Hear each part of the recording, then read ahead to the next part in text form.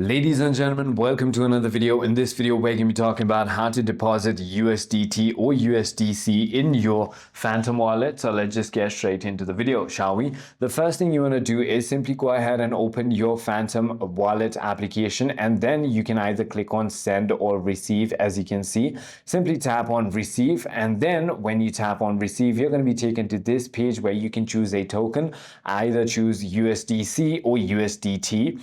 And then you'll get a code or a QR code of your address. You can also tap on the copy to go ahead and copy your wallet. Now, all you need to do is simply go ahead and give that wallet to a sender, and on another wallet, simply go ahead and paste it. Then you can simply go ahead and confirm and then send receive.